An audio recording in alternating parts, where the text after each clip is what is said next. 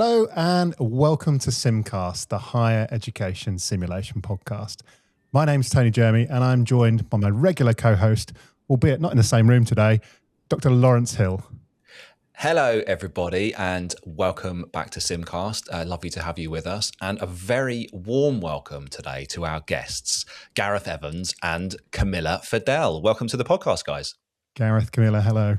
Thank you very much. Nice to be here. Yeah. Good. How are you both doing? You all right? Yeah, good. Thank you. Good. So Gareth and Camilla both work for Maudsley Learning. And just to give a little bit of context, this is part 2 of our 3-part mini-series, all about Maudsley Learning, its origins, what it's doing currently, and maybe looking into the future. So if you haven't seen part 1 already, please do go and give it a look or a listen. And if it's something that you're interested in and you're new to SimCast, then please give us a like and a subscribe as well. Yeah, so let's do some introductions then. So we've got Camilla Fadel. Camilla is a clinical mental health educator with around a decade of experience working within simulation faculty, with a professional background spanning medicine, psychiatry, psychosocial therapy, psychosexual and relationship therapy, NHS clinical services, charitable sector work. Camilla brings a rich interdisciplinary perspective to mental health education, simulation, and collaborative content development. Wow. There are a lot of complex words in that bio. There are a lot of complex words in that sentence. Gareth is the head of media production and simulation technical manager at Maudsley Learning, where he's been part of the team since 2014. He's worked with South London and Maudsley NHS Trust since 2003. Beginning in administrative roles before moving into simulation and media production, where his technical, creative and operational expertise now supports the design and delivery of high-quality educational content. And as we learned in episode 1, he also has a habit of acquiring fireplaces. Gareth and Camilla, welcome to the episode. You've got one of the fireplaces behind you, haven't you? I do. It's just down here. It's on right now. I don't know if I can tilt the camera down. You can see we've got some lovely flames there. And it was the background's so delicious that we're going to use it for the thumbnail of this episode. So and so you're actually coming to us today, Gareth, from Maudsley Learning Simulation Centre. Is that right? So this is one of your simulation rooms. It's one of the 2 sim rooms that we have here in South London, in the Ortus Training Centre, which is in the grounds of the Maudsley Hospital. Excellent. And the focus of today's session is very much the work that you're doing day in, day out with Maudsley. Like we said in episode 1, we explored a little bit about the origins and how you've come to be the organisation that you have today. But before we dive into that, what we'd really like to hear from both of you is a little bit about why you do what you do. So who'd like to start? Do you want to start, Gareth? Do you want me to start? I don't mind. I could start. I mean, for me personally, I think it's just the greatest job in the world ever. I felt very. I mean, I always feel just incredibly lucky to be working as a technician, I suppose. I mean, I feel very grateful that Sean and James took me on in the first place, because I had the world's worst job interview for this job. It was just awful. I just froze and couldn't say anything. Luckily, there was a test component that I managed to ace, and so I managed to sneak in. But my route into simulation was basically James called me up and said, "There's a job going, Gareth, and I think you'd like it. It involves wires and microphones and a mixing desk." And that was about it, really. I knew James from conversations at work. He worked in administrating the education and training department, and I was an administrator for the nursing directorate at SLAM, South London and Maudsley. And he worked at the end of the corridor, and we just have chats about music quite regularly. So he knew that I liked music and was involved in bands and stuff like that, and that I might know how to use a vocal PA, which was key to delivering these live simulations. So that was my route in, and it's just been an amazing job just from start That's to finish. amazing. Really, really good to hear. And I think what we've heard over the past couple of episodes already is the creative and artistic passion that's coming through the people working in Maudsley and the work that you're doing as well. So that's fantastic to hear. What about yourself, Camilla? Why do you do what you do? Yeah, I mean, I think I often think about ikigai and kind of where your skills meet needs in the world. And I guess I've been lucky to have a real portfolio of different backdrops, and that's embraced within this team. It enables me to kind of have a space where I can reflect at depth with groups, where I can bring all those kind of therapeutic backdrops into the room, and I can also be a passionate learner as much as an educationist. But as Gareth's saying, it's the team as well. It's an absolutely amazing team to work with, and bounce off creatively. So I feel every day is a school day for myself. I go in, I learn from the groups that I teach, I learn from the colleagues that I work with, and it's enabling me to have my passion for mental health in the ways that I like to support and work within. So as an educationist and with a therapeutic backdrop, with the debriefing and everything that comes across. So love the job. Absolutely love it. Love the team. It is kind of almost greatest of all time job. I absolutely agree with what Gareth is saying there, and just also really privileged to be around the people that learn with us every day, because it's just amazing to meet so many people. Amazing. Can I just say thank you as well for the first reference on SimCast to Ikigai? It's a Japanese sort of philosophical concept, isn't it, of a life worth living, or meaning in life, or a reason for being. So amazing, Camilla. Thank you so much for that insight into why you do what you do. Yeah, and like you say, when it's like you say, the favorite job in the world. I know it sounds cliche, but it's half the battle, right? You know, if you go to work loving what you do, it's not work as easy. My beautiful neurodivergent brain needs energy in what I do, and I have a lot of energy in this role. Very, very lucky. Amazing. So, in terms of the work, then that's how you come to apply yourselves in the world in which you work. But Maudsley Learning itself, can you give us a bit of an overview of the work that Maudsley Learning does with partners? Give us a sense of the range and the kinds of organisations that you typically work with. Shall I start this one, Gareth, and I'll tag team over to you? Yeah. Yeah. So I guess thinking of this, in my mind, I kind of like branch out. So I think we have within the NHS working and outside of the NHS working. We have within social care. We have across up and down the country. In kind of thinking how we've worked with partners, kind of in a national way. We have had the privilege to even have international working. I remember going to Iceland on one occasion. So kind of amazing kind of opportunities that way in the past as well. But I guess it's been a real kind of cross-pollination of like learning from all these different partners kind of coming in, which is really part of the origin story of Maudsley Learning. So I know from episode 1, I think there was a little section where it was saying about police and paramedics and kind of working in one course. But I guess what I'm trying to say is that it's like we think about how we work in multidisciplinary teams and how having that around the table is kind of imperative to creating the learning environment. I think that's the same way we've kind of collaborated. We've had co-production in kind of the commissioning and the processes that we've worked of kind of working in so many different areas across time. We've, and I guess that's all added to the richness of our kind of understanding how things fit together. And at the same time, the climate has changed as we've gone, and we've kind of moved more into also kind of technical, corporate kind of places as well, to be able to fund and return money into the NHS, I would say it, as well, and how we're kind of working together.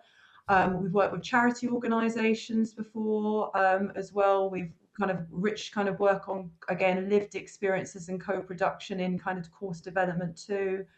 So we have a wide range of stakeholder kind of networks in how we work. And I guess that has, it's meant that we've worked alongside developing one another, creativity, building at kind of at the breadth of things, but it's also allowed us to go to real depths.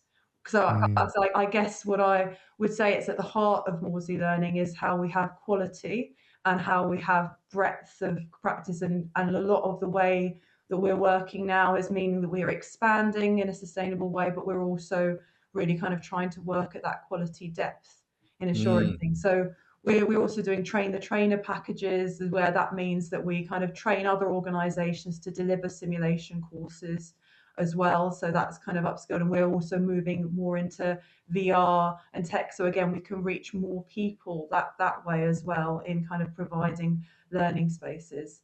And a number of projects that, I'm very lucky to kind of focus on quite a lot of the relational almost courses because I'm coming up that relationship therapy backdrop. So as I say, perinatal train the trainer is a huge one for me, and that's been a really kind of core course through the team that was produced by colleagues before me, and I've kind of iteratively kind of built on that, but it's worked in different settings. So with kind of how we're looking in more kind of mental health, how we're working with mental and physical health, how we're doing kind of midwife specific courses, how we've kind of gone kind of across the country in kind of trying to support teams and developing again their faculty to deliver the course itself.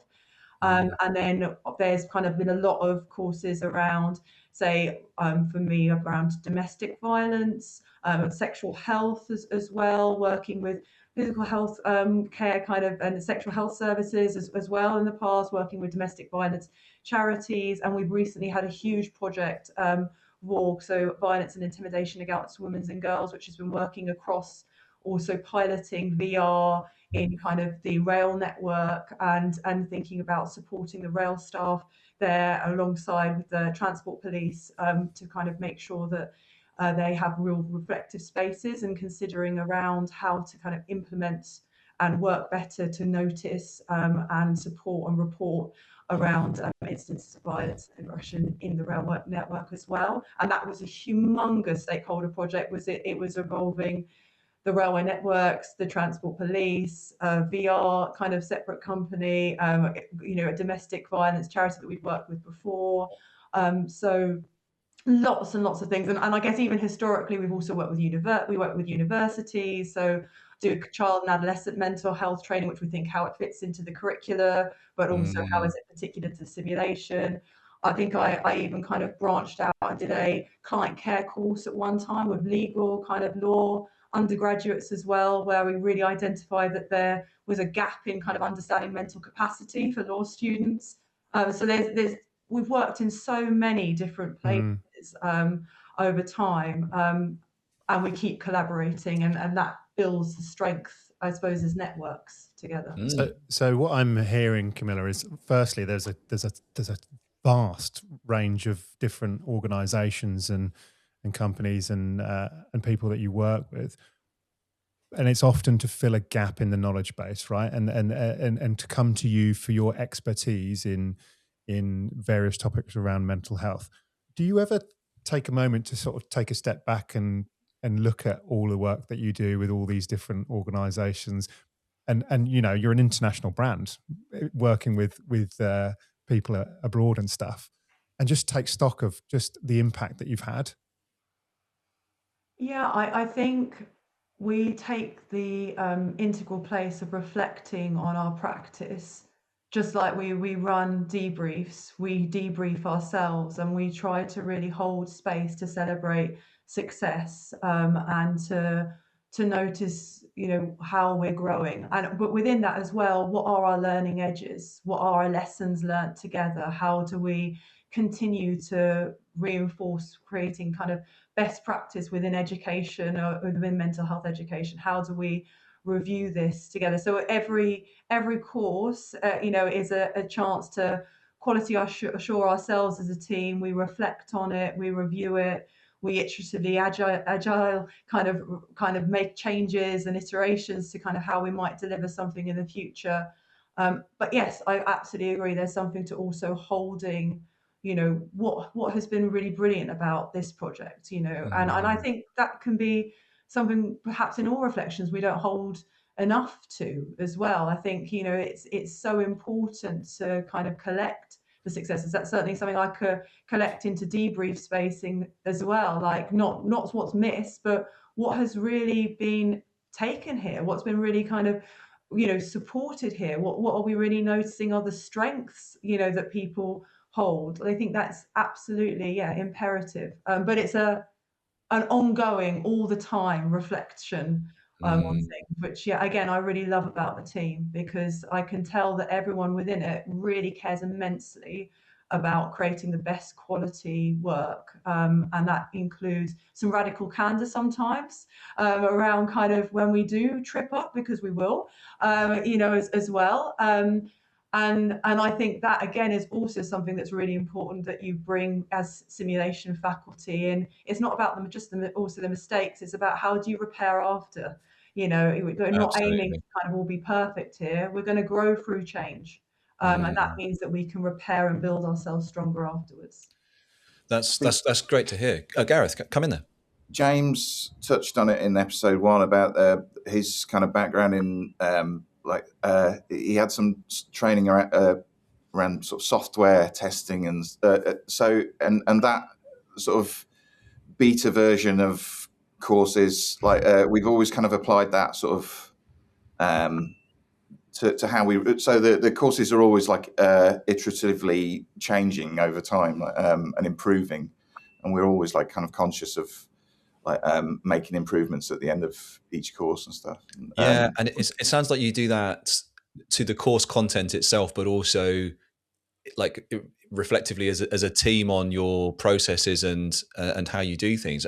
I guess one of the questions that comes to mind is you're doing this work with other organizations, and it's in response to, often, by the sounds of it, a workplace need, whether that's in rail or in children and young people's mental health services, or et cetera, whatever it is. But when someone comes to Maudsley Learning and says, we have this need for a simulation of some description, how do you begin to understand what it is that they actually need?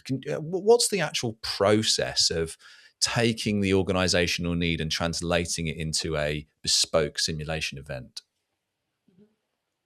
Would you want me to start on that one, Gareth, or would you like to start this one? Well, I could say, we might look at whether we've got something on the shelf that fits their need already. So like Camilla was saying, perinatal has been commissioned on a number of occasions. That's obviously that was when that first took off. It was the government's kind of big concern nationally at the time. So that became a really big course for us, because we got this thing that we developed for just within South London and Maudsley, and then it was there and ready to go. And all of a sudden it was commissioned across up and down the country. We went all over the place with that, didn't we, Camilla? We went to all over the West Midlands, all over, so we kind of, but we always trying to work with commissioners to, if we've got something that fits their need, then we'll go with that, or we will tailor things to suit. So no need to reinvent the wheel, because I guess the expertise that you've built up over the 10, 12, 15 years that it's been a project and been ongoing, there's so much institutional memory and expertise that you can say, it sounds like it's like perhaps it relates to this course that we previously delivered. Do these learning outcomes feel right to you? Or it might not even be the whole course. It might be you take scenario from this course and a scenario from that course and make a new course. I've recently been creating a course which is around advanced communication simulation, and it's supporting oncology staff in kind of cancer settings. But in my mind, I can kind of see there's a perinatal scenario that there's elements of that scenario which are absolutely apt of kind of thinking, what does it mean that you have a patient who's also has expert knowledge as a healthcare professional themselves, and what does it mean about the story arc that they've had around kind of their social context and background history and kind of wider mental health presentation. And then how do you shift and model and change what that narrative would then look like if it was undergoing a breast cancer diagnosis in their history and how they're now presenting in. So it's, again, it's not reinventing the wheel of something. You're bringing kind of thinking about kind of, okay, these are those core learning objectives and needs, and those are some additional learning objectives and needs, and this might be a case over here, and that's a story arc, and then we can also like shift and change these qualities and parts of it to make it apt for this course. So but it's all in very much also in dynamic relational conversation with who are coming into commission and think about courses, or if we're working together at the beginning, all the stakeholders round the table to think, how is this going to again create the best quality and kind of training development. I was just thinking, you have to be very dynamic and reactive to your different clients' needs, don't you? How do you manage that and the challenges that an ever changing NHS horizon looks like? How do you become sustainable with your organisation? I'll make sure I'll come over to Gareth as well. I guess we've got the conference coming up thinking about sustainability at the moment, and kind of creating that as a title. I broke it down into 3 parts of kind of sustain, so systems, AI and inclusion. And I suppose if I'm thinking over to that, it's that you have a system, a structure, a backdrop that you're kind of aware of that underpins things around how we're aware of quality assurance processes, what are our kind of ways of kind of creating and working as standard in the best possible way here, how do we consider within simulation ASPE standards, all those kinds of things, and kind of the backdrop. Also though, how are we being creative, technological, kind of moving into the frontier of the next steps, the kind of AI, where are we now kind of positioned in the frontier of healthcare, and then inclusion, how are we collaborative, how do we work together, how do we kind of bring all that richness, that cross-pollination between teams, everything, how do we hold that? So I guess, it's effectively like often I say with parenting and families, you need some structure and some boundaries, and you also need flexibility and some relational, emotional connection there. And that's how I think we think as a team. And we've got parts of our team which will hold us much more to the systems, parts of our team which will hold us much more to kind of how we're creating relational dynamics, which I would probably be on that end as well. But it's an ongoing, again, many conversations, many check-in points, many reviews together, radical candor, practicing the psychological safety that we hope to bring into our courses in the actual onboarding and process that we collaborate with other people. We live, we aim to bring into simulation in our processes and procedures as well. Practice what you preach, right? Yeah. Yeah. And on that subject, so it's very clear that the dynamism in the team is essential for navigating what are inevitably very challenging types of simulation and contexts. And I guess you're intentionally designing simulations which are ambiguous to some extent and knotty and complex.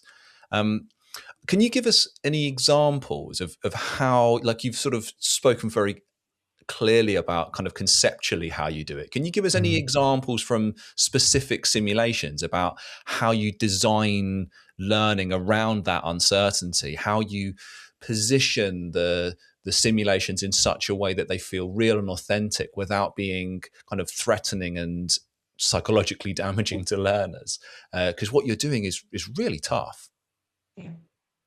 So I guess again, there's not just one part to this. It's many parts. So in our design, again, we will have had collaboration with others that when thinking about how and what they need, kind of in the development of the training.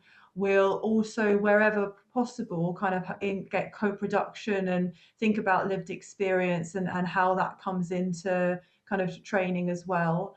And then I guess there's something here, like when we're thinking about formulation, you kind of, you go through and like you're creating design of, okay, what are all the backdrops here of a history, that, you know, what's also kind of how you'd see that as much as the content, you know, so the mental state examination, what would it look like with this person at that time? How would they kind of come across, the tonality, the speed of speech, the eye contact, the little changes of, like, if someone has ADHD, you do the button up, like down one button, or like, you know, little kind of things to kind of portray something that it realistically, again, you see the reality. It's not just, it's a content backdrop to something.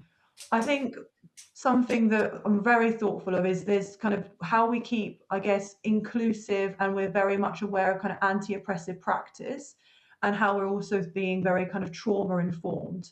And I think we've become ever more focused on that, particularly through the recent VOR project that I described before, of kind of how you're very intentional around this, with how we're kind of setting the scene, how we're thinking about at every stage of development, having kind of everyone in mind. And I guess within that, I often like to say we are within diversity. It's not that it's us and them. Like, it's not that there's patients and there's participants on a course, or healthcare professionals. Healthcare professionals are also human. Like, they are also going to have a history of traumatic experiences. There's often a lot of that in healthcare. We're wounded healers. You know, so what does it mean about actually making sure that we create space, that we're watching out, and we're thinking very attentively to that there are cues to build rich discussion and debrief, but they're also not putting things in which might be bringing us to a place of re-traumatization with someone. And that's all very carefully thought about in how we can bring in themes of thinking about demographic differences, and how unconscious bias might come up, and all of these kind of things in very much how we design a scenario. But at every point, we are pre-briefing the actors. We're thinking about their well-being. We're thinking about how that might come into how they're portraying, you know, a character, a backdrop. We're also thinking, oh, what might it mean about whoever's sitting around the table, or putting a VR headset on? What again could their lived experience be? And how are we very intentional that we bring in realism, and we bring in qualities to prompt and promote in a very high fidelity way how one would think about something. And at the same time, we're cautious about, we're a step removed, we're back enough that it's not actually meaning that it's traumatic in the moment to anybody. So, for example, with VR, you know, how you might see something at a distance, but you're not involved in that directly. You know, that you're like, with the kind of thinking about intimidation, that you're still able to exit. You're not like trapped in any way in the positioning of the VR and how it was set up. If you were to observe something that, you know, you might observe a body contact, but you're not going to observe it to like a set place of the body where trauma is held, or it might be a very vulnerable position like the neck. You know, it's very much kind of thought of at every little stage, like what does that mean in what someone might be seeing, how it might be interpreted, what does that mean about you know, again, the actors as well and their well-being, and of course how we pre-brief and we debrief and we then post debrief and then we quality assure after the process. So again, at every stage we're constantly reflecting and reviewing, how does this fit together? So it's very intentional, it's very thought out, and of course we also still will have challenges with things, because you can you know, you can prepare. There's always a gap, isn't there? There's always a gap between work as imagined and work as done, and you never know quite who's going to be in the room, and you never know quite how people are going to react. And I'm really curious, Gareth, about how, you know, your role in this kind of helps. How does the technical side come into something which is intrinsically humanistic in approach? But we kind of evolved from the beginning of the, well, like initially. So I don't know if it's worth talking about the manuals and how they're written, and for courses and stuff as well. Like, so yeah, absolutely. Faculty will write the manuals, or they may. I mean, as I say, some of these courses have been, the perinatal course has been going since about 2015 or 16, like that. So, and has changed, but not massively. But the core of how the manuals are written are, so we have our faculty team made up of our doctors and nurses, and they'll write from their experience. They'll write scenarios from their own experiences that they've come across working in clinical settings, and the scenarios are normally a very long history of the character, rather than it's not a script that we give to our actors. They're this very long history, and some of the information never comes out in the scenario. Some of the very rarely ever gets talked about. So one of the characters might have. There's some real detail in these manuals where, like, there's a chap that's got he's got a sister based in the Shetland Islands, and he never speaks to, and none of that ever. I don't think I've ever seen a course where that ever comes out. That information ever comes out. I'm assuming for the actor, that's incredibly useful. Yeah, and they're given sort of carte blanche to bring their own interpretation to that character as well, and it's not scripted, and it also means that, like Camilla's saying, we can take that character, and that character can be put into another setting for a different course. Can I just on that? It's so interesting that you say that, because what you create is this tapestry of experience. And what you were saying, Camilla, is that it's the relational aspect of this which is so potent. And by not giving the actor a script, what you're saying essentially is embody this history and respond in a way which is authentic. And that, that the fiction contract is there, it's laid out, it's written, it's detailed. There's this sister in Shetland that she never sees. And that is perhaps coupled with the stuff that we talked about in episode 1, with the kind of sense, the sort of the set design and the kind of physicality of the environment, is what permits this phenomenal depth of experience that you're creating as a team. Yeah, I think it's, again, not only content, it's how you immerse yourself and see, like, the reality of it. And that's a lot of kind of what isn't necessarily said. We might not get to it, but there's a shift in the dynamics in the room that's kind of be felt based on that. If you're giving context to, this might be the relational history of this character, and this is why they're not going to necessarily be trusting when they come into a scenario. And this is how actually, you might have a particular challenge, around this part of your healthcare journey as well. And so if this is talked about, that might be a trigger for you, that, that it prompts, there's a change in your tone and how you explore something. So it's, again, as you say, weaving and kind of thinking about the pattern and the flow and how it comes out, as much as like it's just a written content. But of course, we're also very much learner-led. So in any course day, if I was also perceiving,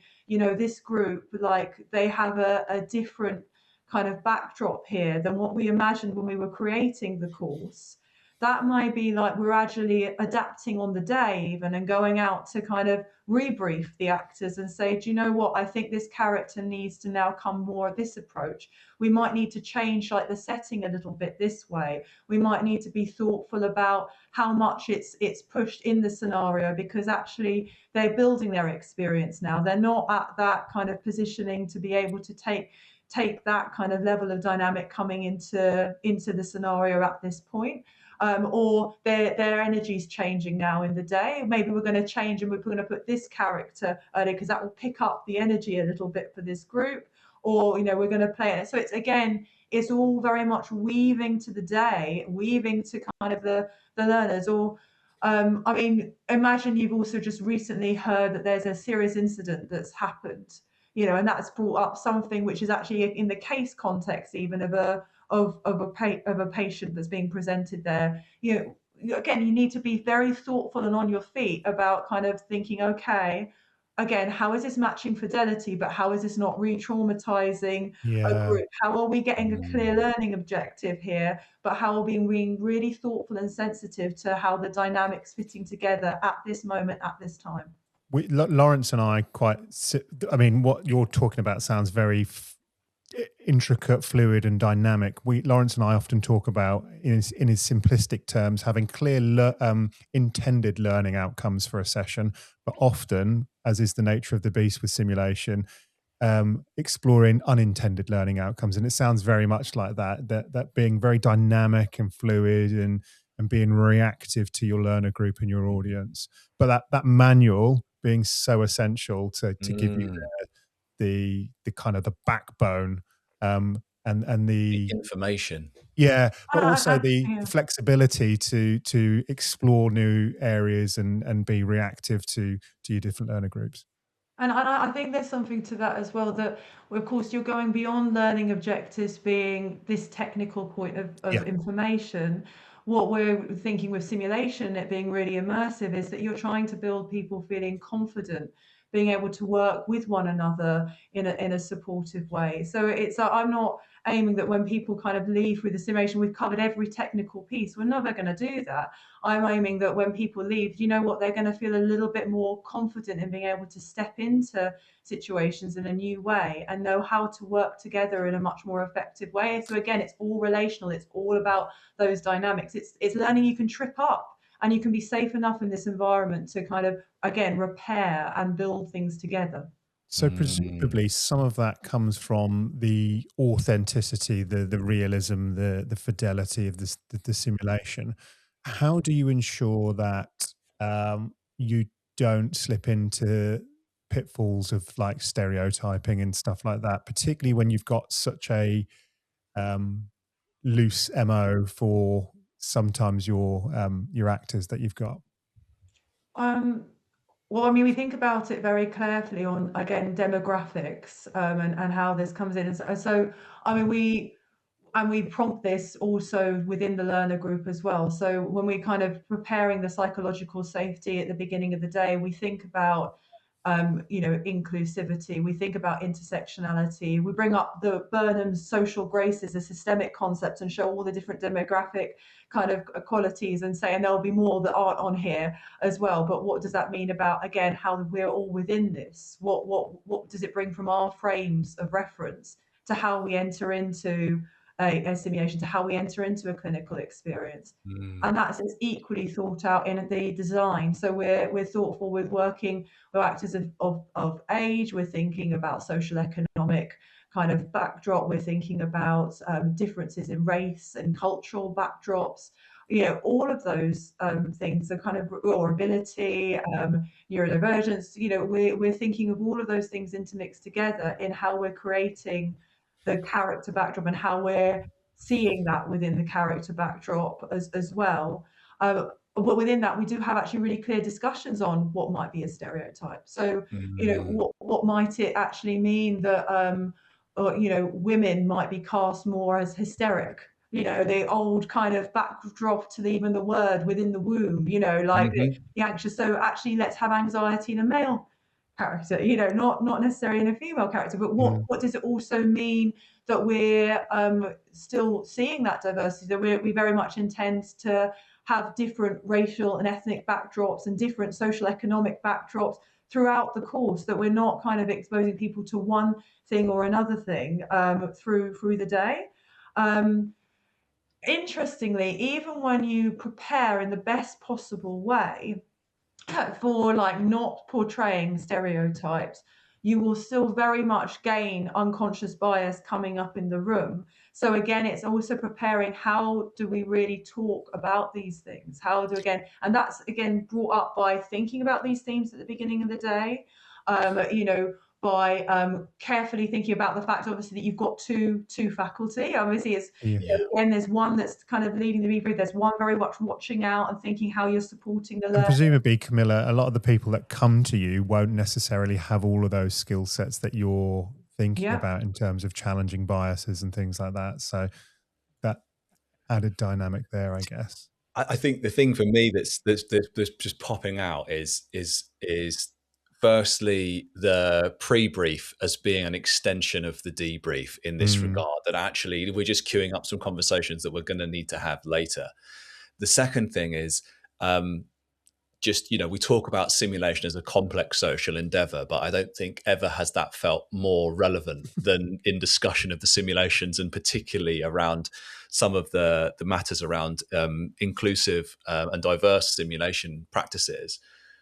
But I think also what's just beautiful about what we've been talking about is how well it keys up the next episode in this mini-series about debriefing in complex, emotionally charged simulation settings. And I think, that is just going to whet the appetite for anyone that's listening in, because how you unpack some of what you've talked about is just the mind begins to boggle. But before we spend too long thinking about the next episode, I guess what would be really nice just to think about how we start to close this episode would just be what advice you would give. You guys have got a wealth of experience, but there will be simulation educators up and down, in the world, everywhere, thinking, how do we do real kind of authentic, meaningful mental health simulation? What advice would you give to individuals and organizations writing their own complex, challenging mental health sim? There's so many parts to that, isn't there? I guess, but a core of it is be human. Actually, I think beyond all of the training, that one can take, it's very much coming back to how would this sit with another person, and what could their lived experience be as well, and that we're not all separate parts here. Healthcare professionals are also humans. They also have trauma. They also have lived experience. They also have bias and assumptions and stigma and all of that knotted in together. So we need to be really compassionate. We need to learn to go past mistakes, be very intentional in things around recognizing how do we all kind of support one another in an ongoing reflective way, because it's not one conversation, it's many conversations. It's seeing things, it's being present, it's being trauma informed, it's being anti-oppressive, but it's recognizing we're all within this, we're all human. So keeping on coming back to that kind of humanistic, person-centered, who is the person in front of me, is as apt for the learners as it is for the patients, as it is across every point of kind of development and reflection. Start with yourself, with kind of, obviously I'm all signed up as a relationship therapist, my own therapy and my own reflection, everything else, but ongoing reflexivity for yourself. It's not, you're not going to get everything right, and that's okay.